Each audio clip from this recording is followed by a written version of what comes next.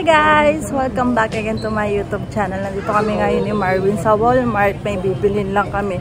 Dapat magki-Christie kami ngayon sa yung Korean Town. Kasi mura dun yung mga gulay, saka yung mga prutas. Kaya ayun, pagod daw si Marvin sa trabaho. Gusto daw niya magpahinga. Ako magluluto ako ng sisig bukas. Ano ba? Sabay kay mama? Hindi ko alam kung ano yung kay mama. Ilagaw niya.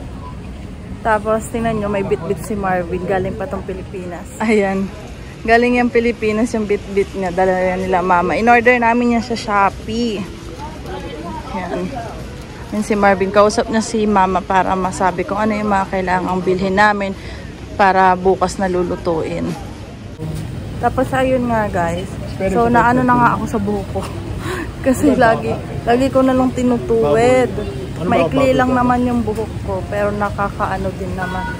Namimiss ko na magpareban ng buhok kasi sa Pilipinas, tuwid talaga yung buhok ko. Tapos, ayun nga, nakausap ko si Laika. May kaya klase siya na nagre-reban, international student. Mura lang yung kanya, tapos nakita ko yung mga ano niya, yung mga nireban niya, magaganda naman. Ano siya eh, 100. Kasi yung mga pinagtanungan ko pag reband, mga 200 plus. Tapos, yun, sinabi ko, ngayon ko lang sinabi kay Marvin na gustong magpareban. Kaya ba ang budget? Sabi, okay lang. Pareban ka para nga sa ano niya, sa graduation. Graduation ni Marvin. Tapos sabi ko, magpakulay din ba ako? Kasi sa Pilipinas, yung kulay lang naman lagi ng buhok ko. Kulay, ano lang naman, brown lang naman. E di, additional siya. Pero hindi siya katulad nung iba na maabot ng 300 to 400 kapag may kulay. Dito sa kanya mura lang eh. Ang ano nga, dahil ang problema lang, alas 3 yung out ko, tapos makakauwi pa ako sa bahay mga alas 4. Tapos sabi ko sa kanya kung ilang oras niya magagawa yun kasi baka malate naman siya ng uwi. Tapos sabi niya okay lang naman daw sa kanya. Tapos ang dami na naka-schedule sa kanya. Tapos kung magpapabook daw ako, isisingit daw niya ako. Kasi ano mula ngayon hanggang next week ata. O nga hanggang next week. May mga nakabook na sa kanya. Tapos sabi ko, pwede pa ba ako? Sabi ko, if ever na magpapaano nga ako. Kasi naano na ako sa buhok ko. Ang kapal kasi niya, di ba? Makapal. Maganda pag gumagamit ako ng ano yung Japanese cream. Kaso kailangan lagi ako magaganon. Noon kasi sa reban, matagal na din. Umaabot. Every year kasi yung reban, pagpapareban ko eh. Kaso syempre dito, hindi naman siya hindi naman mahal. Kaya naman ng budget. Kaya so nga, pag nagko-convert, di ba, ang laking pera nung pagpapareban. Kapag kinonvert mo yung 200 to 300. Nasaan na si Marvin? Teka, hanapin ko muna si Marvin, guys. Tapos ayun nga, guys. So, naano na nga ako sa buhok ko. Kasi lagi ko na lang tinutuwid.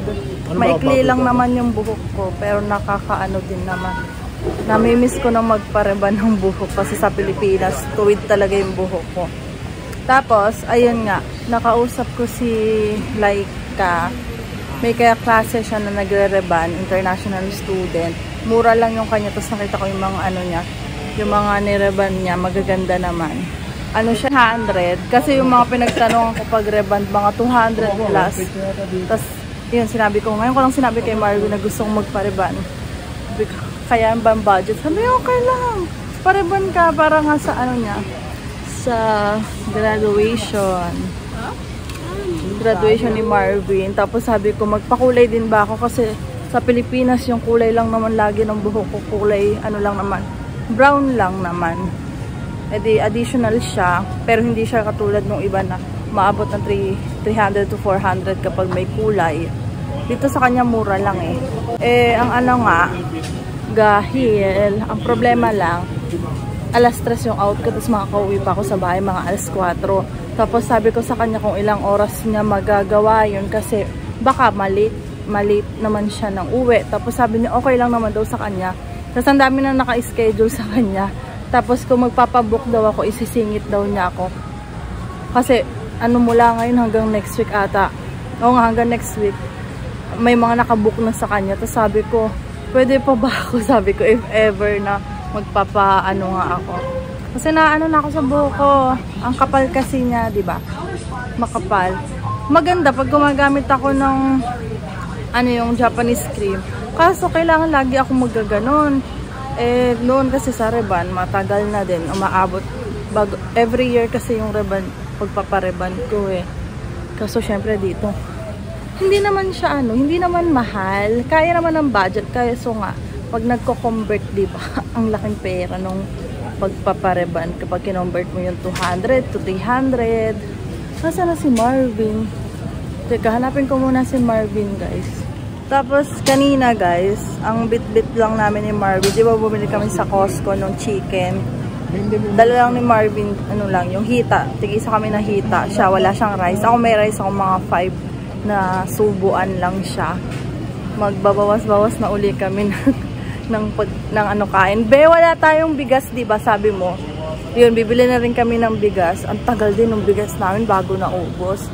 Ay, sila mama kasi, mahina na rin hindi naman mahina, parang paano ba yan? Hindi na rin sila masyadong kumakain ng rice talaga. Paminsan-minsan or paunti-unti. Tapos super unti talaga. Pero syempre hindi pwede mawawalan ng rice sa bahay. Gawa namin sa pag sobrang gutom kami, nag-rice talaga kami, guys. Anong pinapabili ni mama? Ako sisig, kung luluto ako ng sisig tomorrow. Parang iyan na nga ata yung yung binili mo. Madami ba? Madami ba, be? Madami. Or ito, magkano yan? Or pag ganito, madami rin ba to? Anong mas madami? Magkano yun? $4? Oo, kunin sa round. 100 po siya.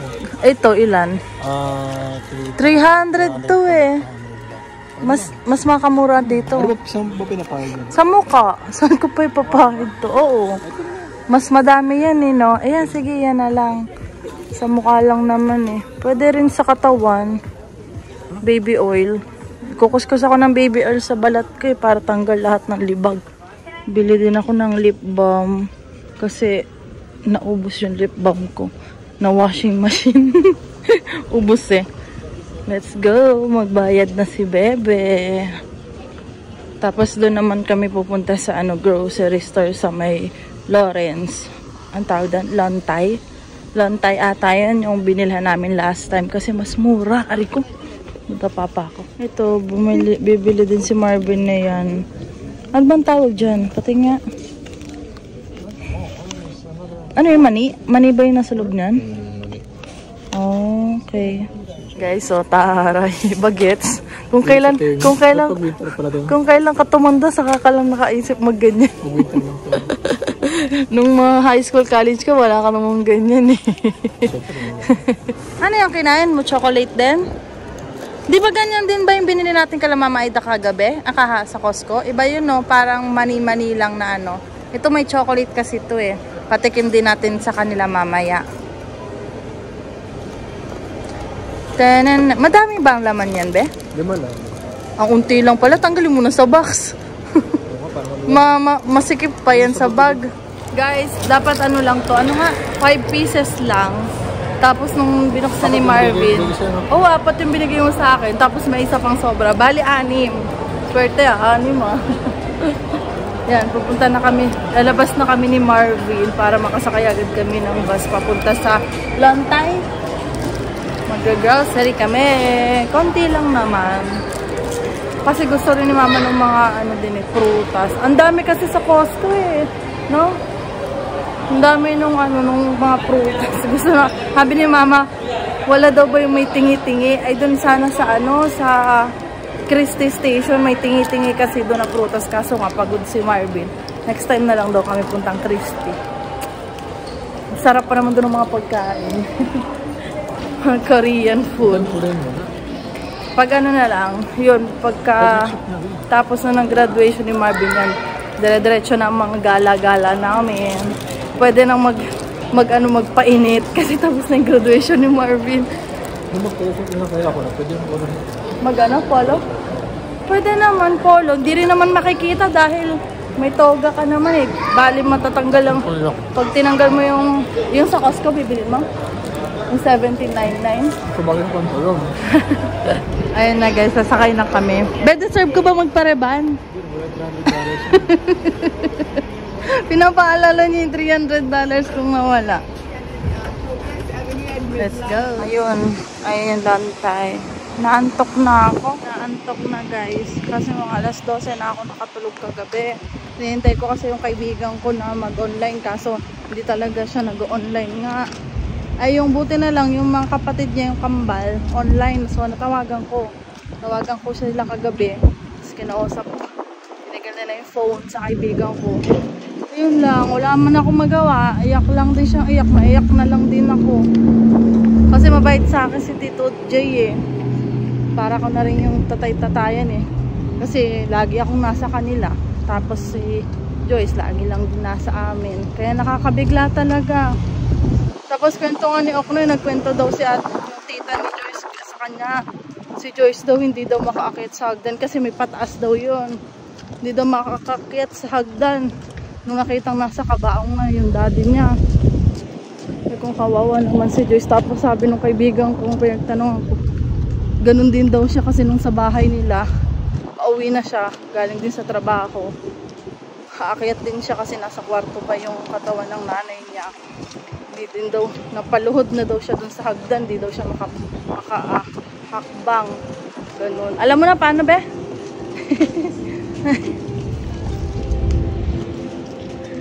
Hindi pa namin alam ni Marvin kung paano kunin yung mga cartoon kasi parang mga nakalock. Ayun na, inaano ni Marvin kung paano. Hihintahin na lang. Bebe, yan, ano mo na lang yung cart. Bebe, yung cart to. Cake. Anong bibili natin? May luya pa naman sa bahay eh. Blueberries to be. Wala yung cherry na gusto. Wala ata cherry. Ha? Hindi. Cherry yung kay mamang gusto. Raspberries. Dito ata. Doon tayo sa mga prutas. Dito oh. Dito tayo guys sa mga prutas. Parang gusto ko ng patatas. Mashed potato. Ha? Ayun, hanap ka na nung ano, Pechay Baguio. Ayun, sa kabila. Sabi ni mama, Pechay Baguio daw. Para sa, anong lulutuin ni mama? Nilaga. Wow, isda, bebe. Ang laki. Be, gusto mo sinigang salmon? Ayan, namimili si Marvin ng maliit. Ayun, maliit to. Ayun, maliit to. Ayun, maliit. Wala, ang laki ng talong. Ngayon lang ako nakakita ng ganito. Bebe, talong ang laki. Ngayon lang ako nakakita ng ganito kalaking talong. Tawa-tawa siya eh. Ang laki yun. Sarap ng ano, tortang talong. Ito naman, maliliit. Uy, ang cute. Parang gusto ko ng tortang talong. Malunggay to, di ba, bebe? Ayun, malunggay oh. May malunggay pala dito. 2.99 nga lang. Inaano lang yan eh. Pinipitas lang to sa kapitbahay itong malunggay. Ang mahal to, 290. Ito naman eh 360. Hanap tayo yung pinakamura. Yung kukonti lang. Hindi naman kailangan ng madami eh. 320. 335. Ito oh, pinaka-konti, 290. Ayan, hipon guys para sa ano, munggo. Magluluto si mama ng munggo. Grabe, ang tagal ko nang gustong kumain na uli ng munggo eh. Hindi lang ako makapagluto. Ay na dito si mama, luluto daw niya ako ng munggo. Yung kamoteng ganyan, isang malaki. Isang malaki ng kamote, be? Para saan ba kamote? Sinigang? Sinigang? Ay, nilaga? Ayun, pwede na yun. Hati-hatiin lang. Yung pinakamalaki na kunin mo. Kasi hati-hatiin naman ni mama. Di ba parang pa ganun-ganun lang yung gagawin? Or dalawang... Ha? Oo, yung malaki na lang. Ito.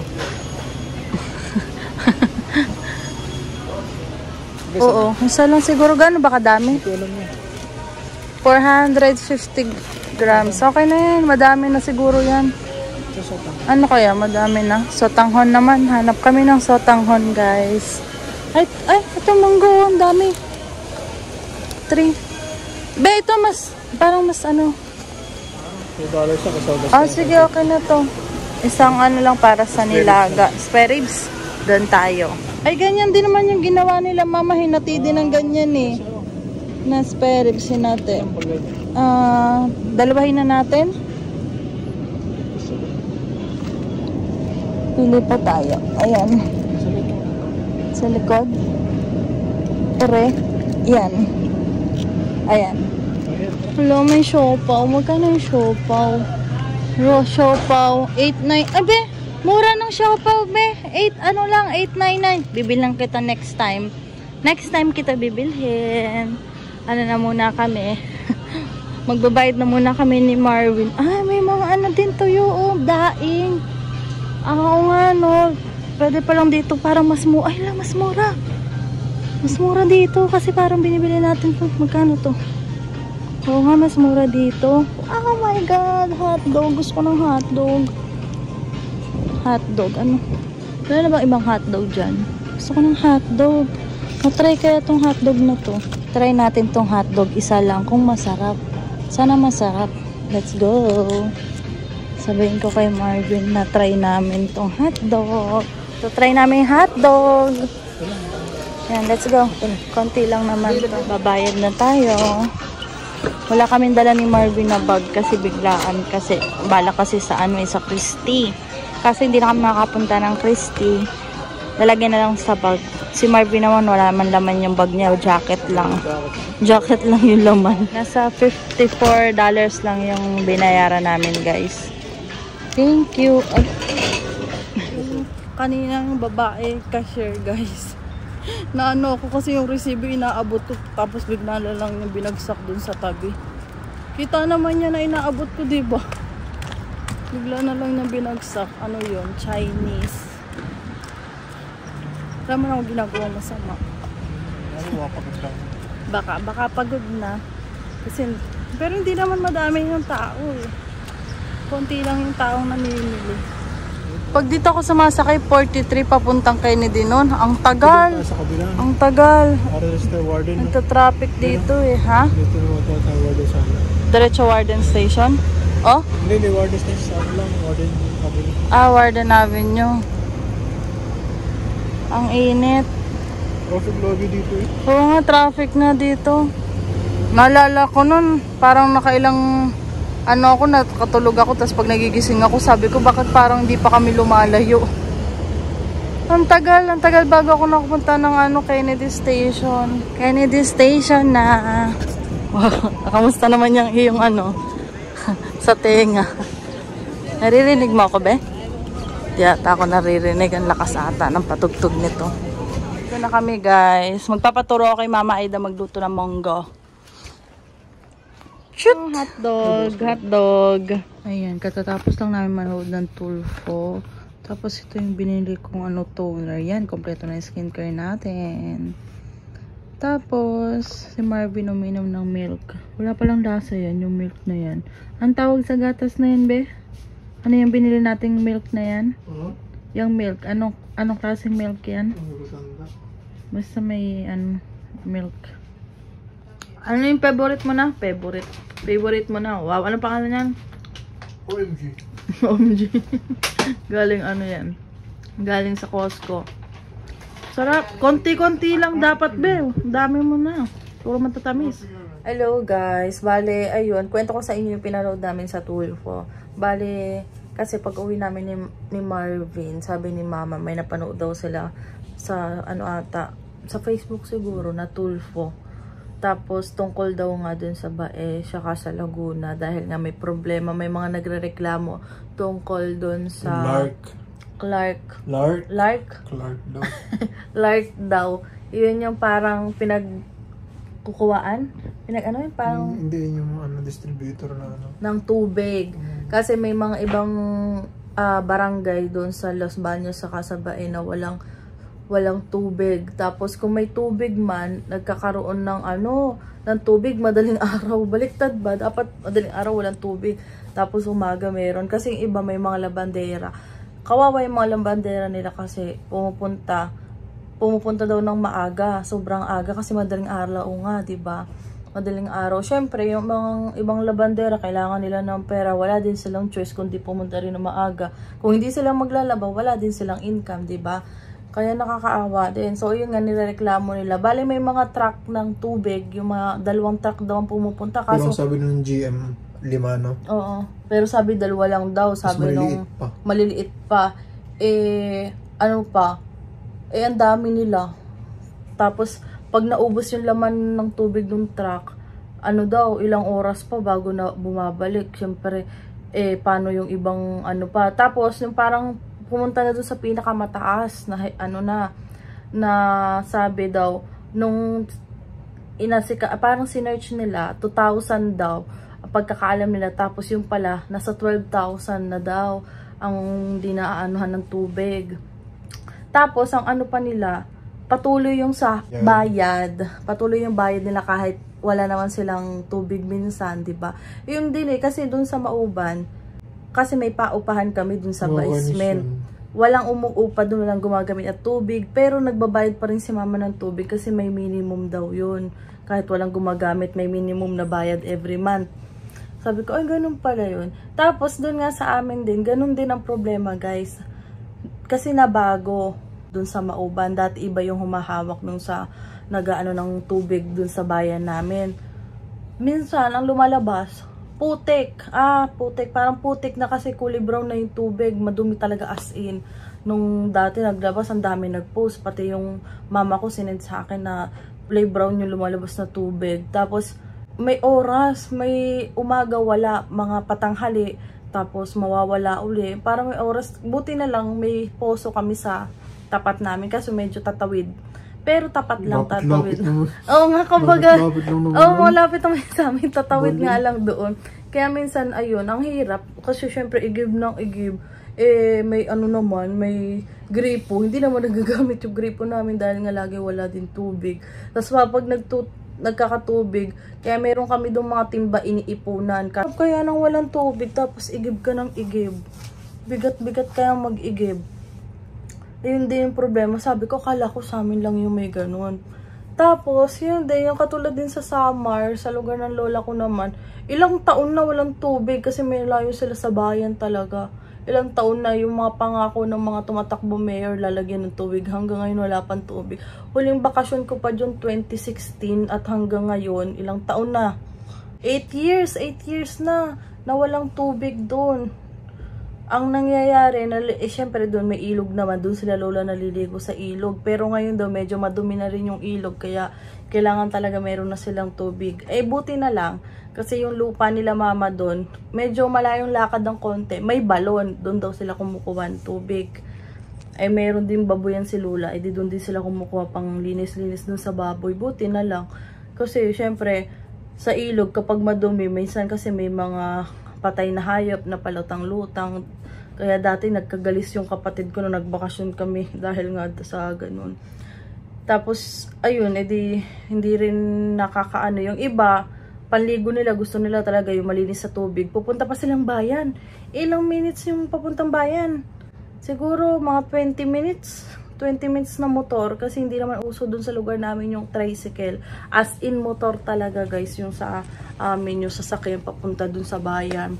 Tapos yung mga iniigib nila, yung mga ginagrocery nila, nasa tigtabi lang na motor. Kasi yung motor parang nilalagyan nila ng parang bakal sa tigtabi para doon nakalagay yung mga ano.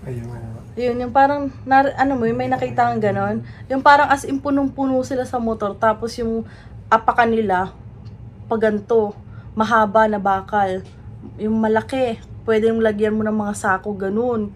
Ganun yung sa lugar namin sa Samar. Kaya sabi ko, grabe no, 8 years na, wala pa rin. Kasi nung nagbakasyon si mama nito lang, first week ng May, wala pa rin daw tubig. Pero sabi daw, meron na daw plano. Plano na daw, pero sabi, ewan, kung na-aprobahan na yon, sana naman magkatubig na kasi ilang taon na rin naman, kawawa naman yung dun sa barangay namin. Kasi mula barangay namin hanggang sa ibang barangay as in wala. Kaya, wow, puti. Tapos, ayun. Kaya, ayun guys, ayun yung panood namin. Kala ko naman, ang dami rin palang nagkakaproblema pagdating din sa mga tubig-tubig din. Tapos, ito pa yung isa namin problema ni Marvin, guys. Dahil, kanina may nabasa si Marvin na strike pala. Gawa ng Hihingi sila ng increase. So, bukas, starting ba mamaya? Mamayang gabi? Anong oras? Sana may bus bukas eh. Wala daw bus. So, yung ang aga namin aalis ni Marvin, kailangan namin ng bus. Tapos, naghahanap ako ng wala pala akong number kahit isa. May isa akong number, si Ate Lulu. Kaso si Ate Lulu nasa Pilipinas, so hindi ko siya makokontak.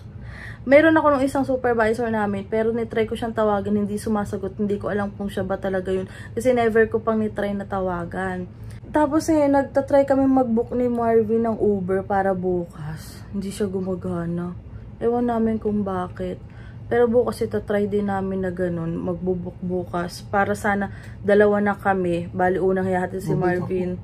Hindi kung sakali nga, hatid si Marvin, tapos ako papadiretso. Pero baka magbike na lang si Marvin kasi Friday half day lang siya. Kaya sabi niya dalhin na lang daw niya yung bike. Di magagamit ni Marvin. Kaso wala siyang pang-lock. Pero sabi naman ni Marvin, safe naman daw dun sa work niya. Hindi naman daw mananakaw yung bike niya. Kasi alas 12 out na siya eh. Balak ko sana pagka-out ko, dadaanan ko siya. Kaso yung out ko pa alas 3. Siya alas 12, kaya uuwi siya na maaga. Friday, siya kami pupuntahan din kami ng Friday. Ayun, namumblema ako, sabi ni Marvin, if ever nga na wala talaga, wag na lang ako pumasok para makapagpahinga. Pero sabi ko, hindi naman pwedeng, hindi ko sila makokontak. Kailangan makontak ko sila, sabihin ko kung ano talaga yung reason. Hindi rin pwedeng hindi na lang ako magsasabi, diba? Di magkakaroon ako ng bad record sa kanila pag ganyan. Kaya tatry ko rin si Ate Lulu, baka meron siyang Telegram or WhatsApp na pwede ko yung message. Hanapin ko sa Facebook. Hindi ko siya friend sa sa Facebook din eh. Bali sa lang kami, text-text lang. Syempre, gumagana kaya yung SIM niya sa Pilipinas? Hindi ko alam. Baka hindi. So, yun lang. Pinoproblema ko ngayon, guys. Kaya, magpapaalam na ako, guys. Kasi, susubukan ko din tong bago kong toner. Yan. Ang laki nga niya eh. Korean. Kaya, yun lang, guys. Don't forget to like and subscribe sa YouTube channel ko. Bye-bye!